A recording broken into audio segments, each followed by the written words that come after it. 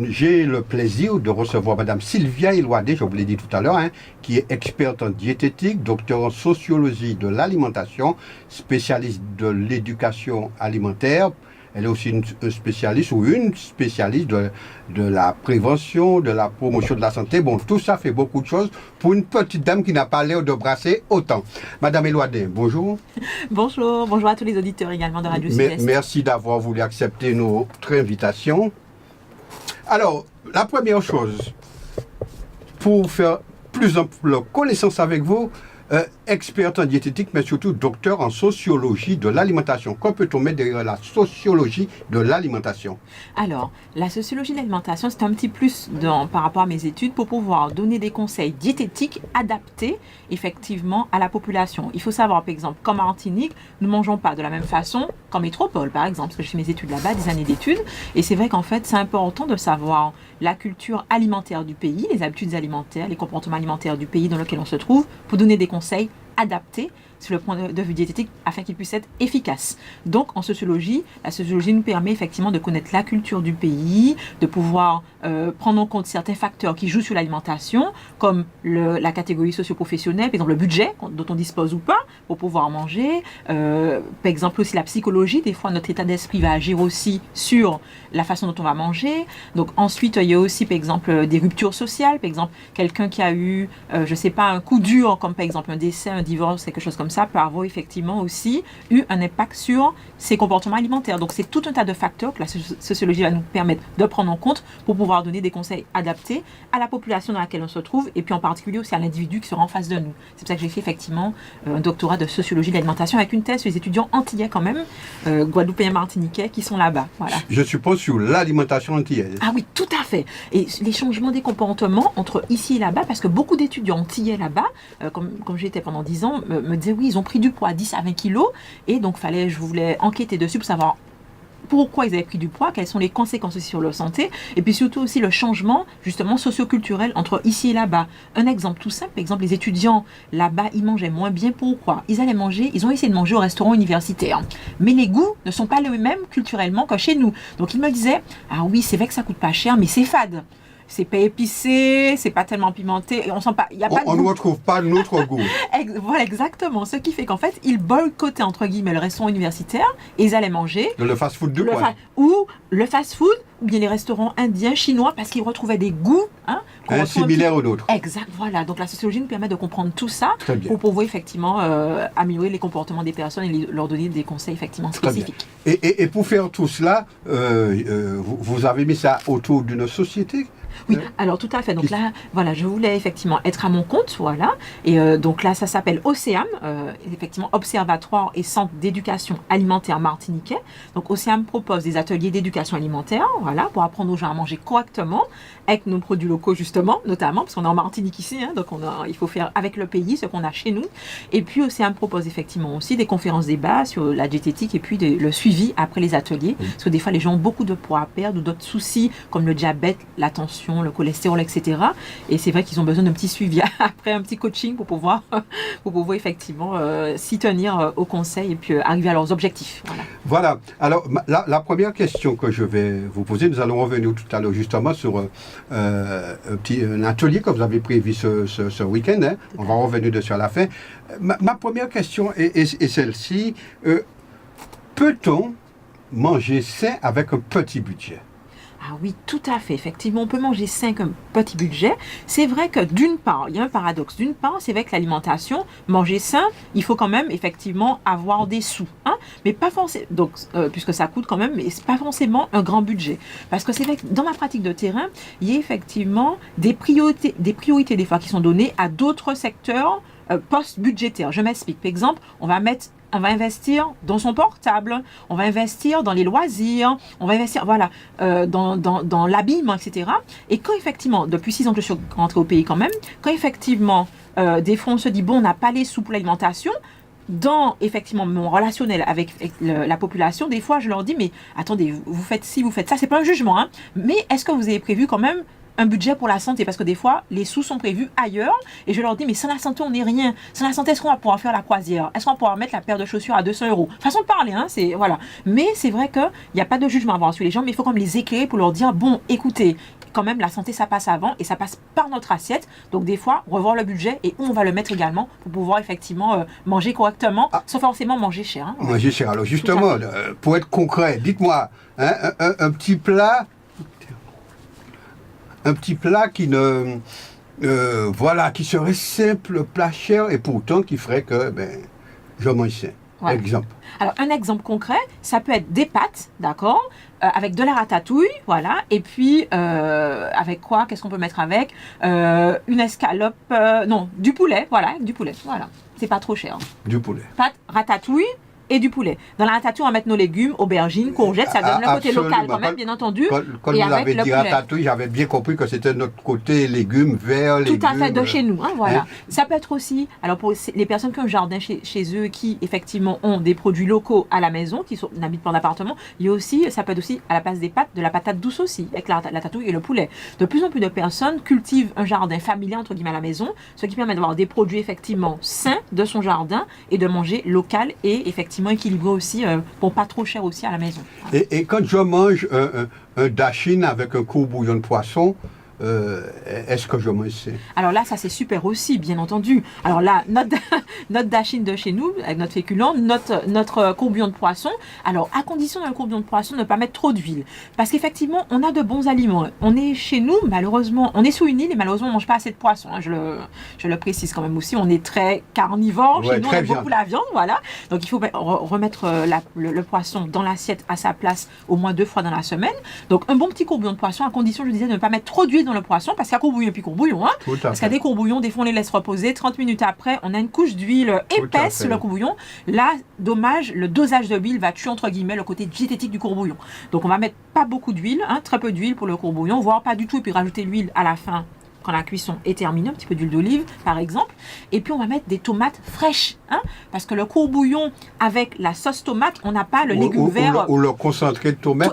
Tout à fait, ça enlève aussi un petit peu le côté si on met dans notre courbouillon de la tomate de chez nous, tomate fraîche, on considère qu'on a mangé des légumes verts avec notre courbouillon, parce qu'il faut des légumes verts aussi dans l'assiette.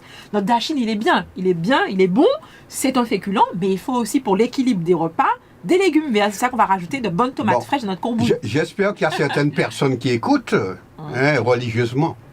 Je me comprends. Alors voilà, donc en fait, il y a aussi la notion de quantité. Ah oui, tout à fait, très important. Alors il y a 2 choses en matière de diététique. Il y a la qualité des repas, c'est un petit peu ce qu'on vient de voir, c'est-à-dire avec quoi on va associer les aliments pour que le repas puisse être équilibré, qu'est-ce qu'on va mettre dans l'assiette, effectivement, qu'est-ce qu'on va choisir, c'est la qualité des aliments. Et puis aussi la quantité, parce qu'en fait l'un ne va pas sans l'autre. Si on a un plat, on reprend l'exemple du dachine courbouillon, un plat effectivement équilibré avec des morceaux de tomates fraîches, et puis on mange 3 assiettes de dachine de courbouillon, ou bien on va prendre 4 morceaux de dachine dans l'assiette, hein, et puis on a dit le courbouillon qui est vraiment très riche en huile. Là, on va tuer le côté équilibre du courbouillon avec les dachines. Donc la quantité est importante, il faut se limiter à une assiette, il faut faire attention effectivement aux quantités, et chez nous justement on est des gourmands. Qui le dites-vous? On mange beaucoup trop chez nous en Martinique. Tout à fait. Donc il faut restituer aussi les quantités, les bonnes quantités dans l'assiette. Alors est-ce qu'il y a une notion de, pour parler aux quantités j'entends, de venir à bout de la frustration. Je prends l'exemple du mangeur, celui qui aime manger, il faut lui dire de manger 2 morceaux de dachine alors qu'il voudra manger 10. Quand il a fini, certainement, de la table sortira un frustré. Je ne parle pas de moi, hein. Oui. Non. Je parle de monsieur tout le monde. Vous ne doutez pas, madame Loader. Et donc, par conséquent, est-ce qu'il y a des petites astuces qu'on peut utiliser pour justement avoir l'impression d'avoir mangé à satiété, tout en ayant mangé Tout à fait. Alors, deux choses. Alors, déjà, effectivement, pour éviter le sentiment de frustration, c'est une question aussi d'habitude. Quand on a passé des années à manger 10, 15, voire 20 ans, voire plus, trop en quantité, c'est sûr que quand on va vouloir revenir aux quantités normales, on va pas dévoiler tout l'atelier, on va tout à fait. Quand on va vouloir revenir aux quantités recommandées pour la santé, on va se sentir frustré. Alors la première chose, c'est diminuer progressivement les quantités. Je conseille toujours effectivement aux personnes de ne pas changer brutalement si on a l'habitude de manger 3-4 morceaux de dachine, voire plus pour certains, avec la cuillère, la louche de lentilles à côté par exemple. Sans parler du haricot rouge et puis de la tête cochon dedans. Exactement. Donc, on va diminuer, on va passer par exemple de 4 morceaux à 3 morceaux progressivement. Pour que le changement soit durable et pour ne pas ressentir ce sentiment de frustration, il faut diminuer progressivement les quantités. Première chose. Deuxièmement aussi, pour éviter le sentiment de frustration, il faut avoir de bons contenants. Parce que chez nous, on mange dans de très grandes assiettes, des fois creusent en plus, donc là, les quantités sont doublées. On boit dans des verres qui sont beaucoup trop gros, genre des chopes de bière. C'est une façon effectivement bière, des choses. Bière, mais vin, des mugs, comme on appelle ça maintenant, des mugs, exactement, voilà. Et souvent, alors qu'avant nos grands-parents, c'était les petits verres tout mini, les petites assiettes, alors il faut revenir aux petits contenants. Là aussi, une assiette à moitié vide, si on a une grande assiette effectivement creuse, et puis qu'on revient aux quantités, là l'assiette sera à moitié vide, on se dit, oh là là, on est frustré, on va mourir de faim. Et là, psychologiquement, ça agit aussi sur effectivement l'alimentation, et on ne va pas pouvoir adopter les bons comportements. Alors que si on a une assiette effectivement petite, bien remplie, avec les quantités recommandées, là on n'a pas de sentiment de frustration, puisque l'assiette est remplie, colorée, et il y a les bonnes quantités pour la santé. Et aussi quand même très important, souvent effectivement, comme je disais, c'est une question d'habitude parce que le corps est surchargé. Il faut savoir qu'on a quand même près de 60% de Martiniquais en excès de poids adultes, parce qu'on dit souvent les enfants, mais c'est d'abord nous les adultes. 60% quand même, plus de la moitié. Exactement, et 25% des enfants en excès de poids. Donc on a vraiment un souci au niveau des quantités chez nous, et c'est vrai qu'effectivement, en remettant les choses bien à leur place, le corps va se sentir mieux aussi, parce que le corps il a une overdose de gras, de sucre, de sel. On n'a pas l'impression comme ça parce qu'on a tellement l'habitude de manger mal. Et puis en plus, on devient paresseux à force d'être gros et gras. Oui, il y a la sédentarité aussi à côté. Voilà. Donc c'est vrai que effectivement, petit à petit, on se sent beaucoup mieux en remettant les quantités à jour dans l'assiette. Hein, voilà. Voilà. Alors, Madame Elouadet, nous avons fait ces petites avant-premières sur les quantités, que faudrait-il manger, parce que je pense que ça intéresse beaucoup de nos amis martiniquais, compatriotes, même de nos auditeurs. Avant de parler de ce pourquoi vous êtes vraiment là, en fait, ce samedi, justement, vous avez un atelier à Fort-de-France, si je me rappelle. Tout à fait, oui. Hein? Voilà. Alors, dans cet atelier, que fait-on? Qui vient? Qui est concerné par cet atelier? Tout à fait. Donc là, c'est un atelier d'éducation alimentaire, ce samedi 16 septembre de 8h à 13h sur Fort-de-France. Alors l'atelier, l'objectif, c'est de vous apprendre à rééquilibrer votre alimentation, justement avec nos produits locaux notamment. Pas que nos produits locaux, parce qu'on mange aussi du riz, des pommes de terre chez nous, mais quand même, il faut remettre les produits locaux au goût du jour quand même chez nous en Martinique, avec au niveau qualitatif et quantitatif justement. Donc on va voir quoi réellement, quels sont nos aliments, ce que ça apporte pour le corps, comment composer tous les repas. Petit déjeuner, dîner. La composition, mais aussi les quantités, justement. Ça qu'on disait qu'on n'allait pas tout dévoiler maintenant. Comment remplacer, par exemple, le grignotage par une collation équilibrée. Parce que des fois, il y a beaucoup de grignoteurs ou de grignoteuses chez nous, en Martinique. Donc voilà, c'est important de voir comment on peut faire pour lutter contre ça. Et puis aussi le nombre de calories dont on a besoin dans la journée. Souvent, on n'a pas la notion des calories. Donc c'est vraiment un atelier très interactif, participatif. Non, comme j'ai une question, avant de continuer, vous avez parlé de grignotage, parce qu'en Martinique, on a des soucis avec le grignotage. J'entends par là, je grignote parce que j'ai un petit creux, j'ai faim. Alors, est-ce que le grignotage, comme on l'entend souvent, est interdit ou bien on peut grignoter, mais de manière intelligente? Alors, deux choses, voilà. Alors, le grignotage, du point de vue diététique, c'est effectivement antinomique, ça va pas être la diététique. Hein. Donc, grignoter de manière intelligente, pour reprendre votre expression, ce serait justement faire une collation équilibrée. Voilà. Donc, on distingue en diététique le grignotage, qui est néfaste, entre guillemets, pour la ligne. Alors, c'est au niveau qualitatif et quantitatif. Par exemple, un grignotage, ce sera quoi? Ce sera, par exemple, un paquet de chips. Ce sera un soda gazeux. D'accord? Et puis, la collation équilibrée, qui n'est pas du grignotage. Là, 3 points de suspension. Il faut venir à l'atelier pour la découvrir. Pour savoir qu'est-ce que c'est. Mais là, on est vraiment dans l'équilibre, effectivement, au niveau quantitatif et qualitatif, et au niveau des nutriments essentiels pour le corps, on n'est plus sur du gras comme les chips ou sur du sucré comme les sodas gazeux. D'accord. Alors, Voilà. avant de revenir à votre atelier, une question que je voudrais vous poser, concernant justement le grignotage, est-ce normal qu'il y a des gens qui prennent un bon petit déjeuner et puis qui peuvent calmement attendre midi, ou qui mangent à midi en étant équilibrés dans leurs alimentations et qui peuvent calmement attendre le dîner, et puis il y en a qui doivent entre-temps grignoter, une ou deux fois, parce que j'ai faim, ou bien parce que je n'ai rien à faire, il me faut manger quelque chose. Bref, on peut lutter contre ça. Ah oui, tout à fait. Alors, c'est vrai que là, c'est vraiment du cas par cas. Il faut vraiment effectivement parler effectivement à la chacun a ses raisons. Voilà, chacun a ses raisons. Et des fois, dans l'enquête alimentaire, quand je parle effectivement avec les personnes, il y a des choses du point de vue diététique qui expliquent ça. Par exemple, des fois, la personne qui aura faim, le petit déjeuner ne sera pas équilibré. Même si elle a pris un bon petit déjeuner, des fois, par exemple, il y a des aliments, il va manquer un fruit, par exemple, qui va permettre de rassasier, il va manquer peut-être un légume vert. Il y a quand même des manquements, des fois, au niveau du petit déjeuner, même si on a l'impression qu'il a été conséquent, du point de vue qualitatif, il n'était pas assez rassasiant pour pouvoir nous permettre de tenir jusqu'à midi. Après aussi, il y a des personnes aussi qui habitent très très loin et qui mangent plutôt. On va aller voir les deux, par exemple, deux élèves, ils vont arriver à la même heure au cours, mais il y en a un qui a peut-être mangé à 5 h du matin parce qu'il habite dans le nord au Lorrain, il y en a un autre qui aura mangé à 7 h parce qu'il habite à Fort-de-France. Voilà, donc c'est bon, ça, c'est vraiment du cas par cas. Et souvent, il y a quand même des petits dysfonctionnements qui expliquent qu'on a faim, il y a quand même des choses pour pouvoir pallier à ça. Hein, voilà.